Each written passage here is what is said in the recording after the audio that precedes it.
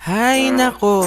Ayan, kasi ang hihilig bumoto sa ibang tao, hindi ka naman sigurado o ano na pala nyo, di wala. Kaya kung ako sa inyo, makinig na lang sa sasabihin ko. Humanap ka ng mayor at iboto mong tunay. Yan ang dapat mong gawin, si Robert Berting Di Makulangan ang iboto natin. Kung gusto mong lumigaya ang iyong bayan ay humanap ka ng mayor at iboto mong tunay. Isang taong katulad ni Di Makulangan at siya ang pag-asa ng iyong pangarap. Ngunit kung bakit ko sinabi to'y simple lang, pagkat palagi mong karamay at malalapitan sa bawat oras. Walang hirap, puro ngiti, tayo'y nakahandang tulungan niya sa bawat sandali. Dapat lang natin siyang ihalal, diba? Kaya si Bert Di Makulangan ang iboto mo dahil sa bayan ay asenso natin matitiyak, boto'y masusulit, hindi ka iiyak. Humanap ka ng mayor. Humanap ka ng mayor. Humanap ka ng mayor na kagaya ni Di Makulangan. Humanap ka ng mayor. Humanap ka ng mayor. Humanap ka ng mayor na kagaya ni Di Makulangan.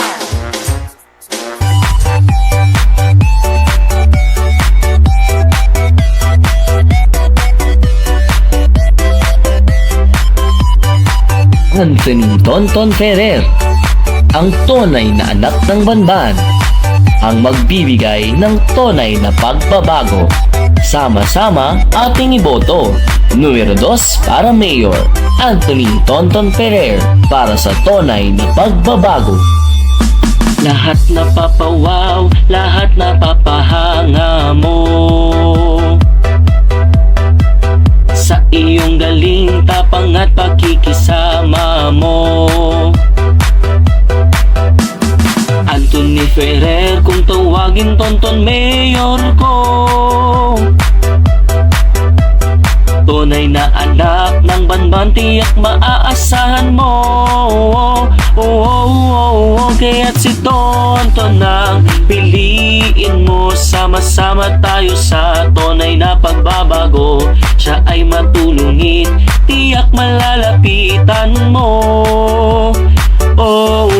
Kaya't si Tonton ang piliin mo. Sama-sama tayo sa tunay na pagbabago.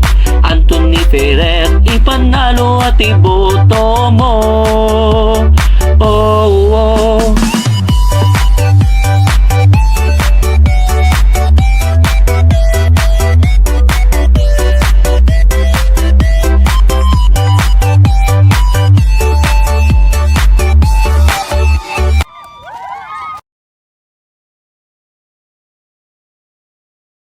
Drug pusher at user ang kusang sumuko sa Oplan Tokhang sa Pampanga kanina. Napuno ang sports complex sa San Fernando ng mga sumuko mula sa 19 na bayan at 2 lungsod sa Pampanga.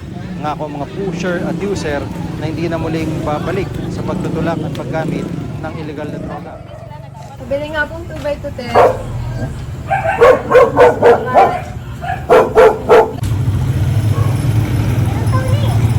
Tatay mo. Dito tayo.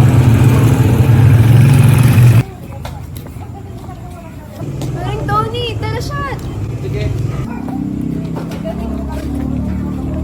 Ganang ganun-ganun. Ba't nakabay? Ang mysterious.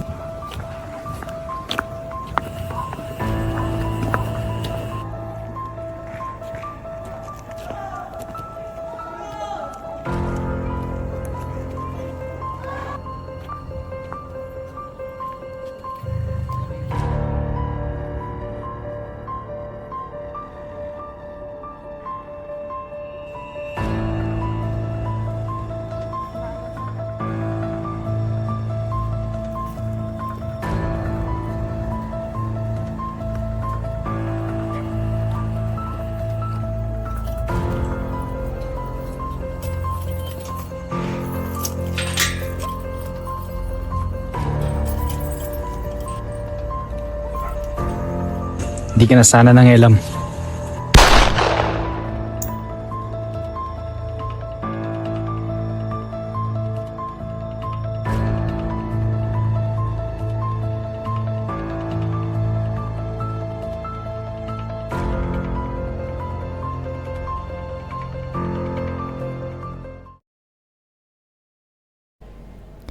Ngumiti ng may galak. Makipagkamayan. Tumingin ng diretso sa kanilang mga mata. Ito ang mga unang hakbang upang alamin ang kwento ng pinamumunuan mo. Ang kislap sa kanilang mga mata ay uhaw sa katiting na pag-asa tungo sa pagbabagong iginuhit nila sa kanilang imahinasyon. Itatak sa puso ang kanilang mithiin. Ipamalas na ang pamumuno ay hindi lamang tungkol sa kapangyarihan, kundi sa paglilingkod ng may malasakit at katapatan. Mr. Fair, may Mr. Fair, how do you feel right now that you're the leading candidate for the position of mayor? Ako'y nagagalak sa tiwala at suportang ibinibigay ng taong bayan sa akin. And additional question po, sir, what made you run for the mayoral position here in Lomban? Sa totoo lang, sawang-sawa na ako sa bulok na sistema ng pamumuno dito sa ating bayan. Sa talamak na korupsyon, political dynasty, at sa mapang-abusong otoridad. Bukod doon, meron isang taong nagtulak sa akin upang tahakin ang daan sa politika. Ito ay si tatay. But don't get me wrong, he's not a politician. Kilala ang tatay sa lugar namin dahil na rin sa trabaho niya bilang isang reporter. Lahat ng tao, tinitingala siya. Nung bata ako, ginusto ko rin maging katulad niya. Maraming katangian si tatay na hinahangaan ng marami. Una, matulungin siya. Nagmakaawa bago binaril. Ganito isinalaysay ng isang testigo ang narinig niya sa 17 years old na si Kian de los Santos. Ilang segundo bago ito binaril ng mga pulis, Agosto noong isang taon. Kasama ito sa desisyon ng Branch 125 ng Caloocan RTC.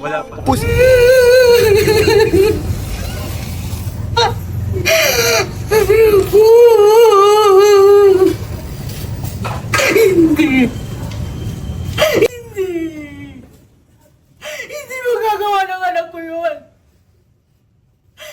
Dahil lumaki siyang mabuting bata. Naaalala ko ba na wala siyang alam gawin kundi mag-aral na lang ng mag-aral. Dahil sa kagustuhan niyang maging pulis. Nay, pwede niyo po bang i-detalye kung ano yung naging pangyayari? Detalye?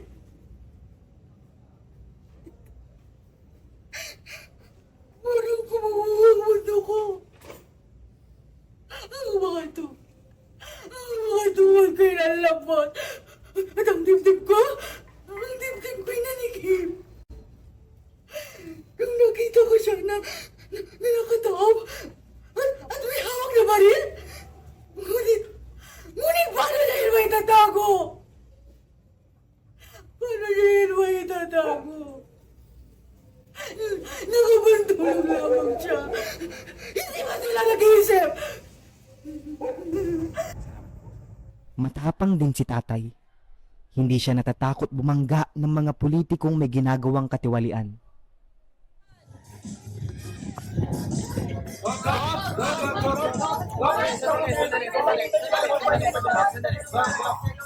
Is it true that you pleaded not guilty on the sexual abuse complaint that was filed against you? To answer your question, I have no comment in this. Just talk to my lawyer regarding this issue, okay? Pero kamakailan lamang ay may nakalap na impormasyon at ebidensya na magpapatunay po na may kinalaman kayo sa kasong ito. Ano pong masasabi niyo dito, Gov? Wala, no. Siya rin ay tapat sa pinaniniwalaan niya. Maprinsipyo, ika nga nila.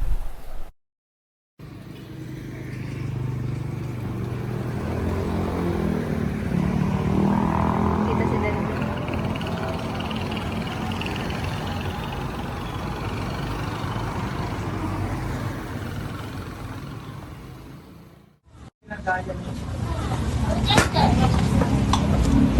Sinong nagpadala sa'yo?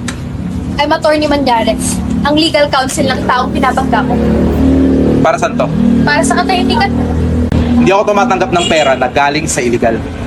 Come on, Mr. Ferrer. I know you know who my client is and how powerful he is. Kaya kung ako sa'yo, tanggapin mo na to and stop your late investigation. Kung ako sa'yo, umuwi ka na. wala kang mapapala sa akin. Kung ako sa'yo, mag-iingat ako sa mga taong binabangga ko. Kasi yan ang magpapahamak sa'yo. Narito po tayo ngayon sa harap ng pabrika ng Camila Corporations na kung saan makikita ninyo sa aking likuran ang mga tao nagpoprotesta. Hindi tayo matatakot! Hindi! Lalaban tayo! Lalaban! Itaas ang sahod! Lalaban tayo! Nagtipon-tipon ng grupo ng mga manggagawang ito sa harap ng pabrika ng Camila Corporations. Layunin nila ang maitaas ang sahod ng mga kapwa manggagawa. Isyong noon pa man ay matagal na nilang ipinaglalaban. Gaya na lamang ni Aling Gloria, 14 na taong empleyado ng Camila. Of course, we are fighting because we can. And Ma'am, teka lang, ma'am! where's the camera?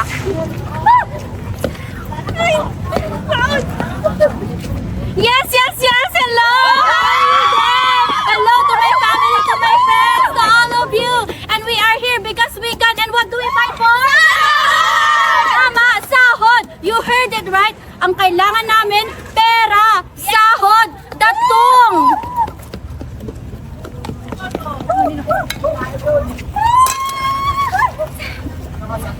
Inyamot ka, pati pa'y kaldero kiraman nyo! Ukis-kisa ka, may katimatay, hampas ko tarupam! Diyan po nagtatapos ang aking balita. Ganon kagaling ang tatay ko. Tapat sa serbisyo. Kaya maraming umiidolo sa kanya eh. Ngunit, marami ring nakakaaway. Matapos ang malagim na sinapit ng kapitbahay namin sa tukang, hindi tumigil si tatay sa pangangalap ng impormasyon upang mapanagot ang mga pulis sa likod nun. Ngunit, ang di namin alam ni nanay, sa ika-7 araw ng kanyang pag-iimbestiga, siya rin pala ang patatahimikin nila.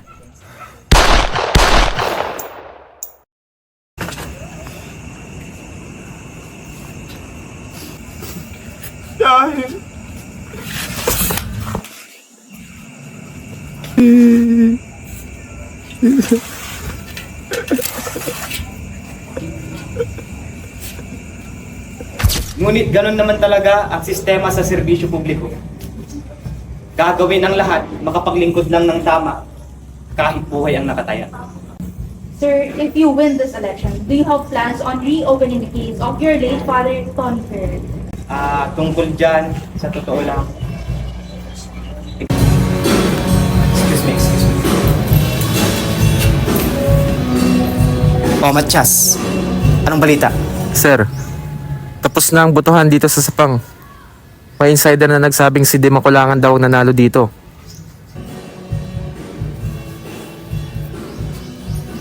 Matias, kailangan ba bang sabihin yan? Alam mo nang gagawin dyan. Yes, boss. Nakasunod na kami sa maghahatid ng balota. Magkano ba yung bibigay rito? At paano kung pumalag? Ikaw nang bahala sa bayad. Pag hindi tinanggap, patahimikin mo. Magaling ang tatay ko sa maraming bagay, lalo na sa pagpapanggap. Oh, anak, tubig! Kamusta ang pag-aaral mo? Okay lang po, Nay. May tinatapos lang po akong assignment. Ay, ba yung sinasabi mo sa akin na kailangan mong ipasa bukas na? Opo. Oh, yung dapat yung mga kaibigan mo, kamusta? Nag-enjoy ka ba? Opo, sobra po. Basta anak, huwag mong pababayan yung pag-aaral mo, ha? O ikaw, huwag kang gagawa ng kalokohan. Huwag kang gagawa na ikasisira ng pangalan ko. Hindi niya naman talaga lubos na gustong tulungan si Aling Mirna eh. Sa pagkamatay ng anak niya, nakakita lang siya ng oportunidad para ma-promote sa trabaho niya. Maambisyon ng tatay ko. Lahat gagawin niya para makarating sa tuktok. Kahit pa magkunwaring santo. Tony, huwag patigil.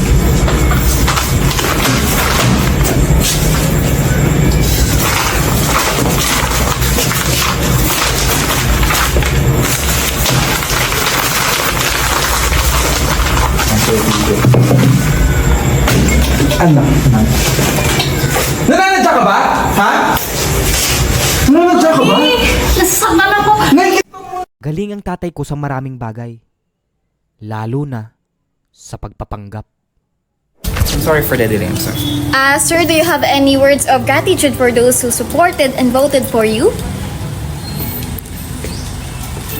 Sa aking mga taga-suporta, oras na para wakasan ang bulok at maruming administrasyon dito sa ating bayan. Sa akin may pag-asa. Ako ang pagbabago. Madali lang kunin ang loob ng mga taong uhaw sa ginhawa. Pagbabago't pag-asa? Mga hangal. Sila ba? Kailan nagbago? Pare-pareho lang sila. Lumalaban nga't naniniwala, pero hanggang kailan? Magagawa pa rin ba nilang lumaban kung ito hindi na para sa kanilang sariling kapakanan? O tulad ng tatay ko, sila'y nagbabalat kayo. Lumalaban para sa pansarili lamang. Nakakubli sa kabaitan, ang bahong tinatago. Demokrasya? Tungo sa pagbabago? Nakakatawa. Narinig ko na lang po ang 2 putok ng baril. Pinantan ko agad ang pinanggalingan ng ingay. Paglabas ko, kapulagta na lang si tatay. Toy, nakita mo ba kung sino may gawa nito?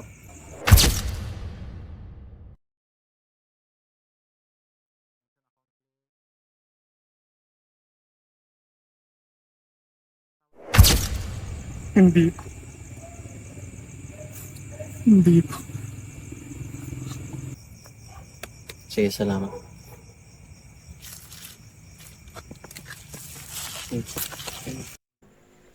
Walang kwenta ang demokrasya kung uto-uto ang mga tao. Tulad nung pulis na nag-imbestiga sa pagkamatay ng tatay ko. Tulad mo, pare-pareho lang kayo. Paano na lang kung dumating ang sanggabing mga pangyayaring di inaasang malagim? Miskinitang masikip na binabalot ng dilim, nakakadin at nakagapos di kilalang salarin. Malingaso ang balitang mayroon daw natagpuan, isang bangkay nakahandusay sinasabing nanlaban. Walang awang pinatay sa di malamang dahilan, ang mga papel at lapis ay nagkalat sa daan. Sino ba yung makasalanan? Sinong may kagagawan? Sino pa bang susunod manalamig ang katawan? Sino ba yung nakaupo sa may huwagang upuan? At sino ba dapat magmay-ari ng kinauupuan? Sa bawat sulok ng ating bayan, may nagpapabulag sa kumikinang nasalapi. Ang boto'y pinagpapalit, bawat kamay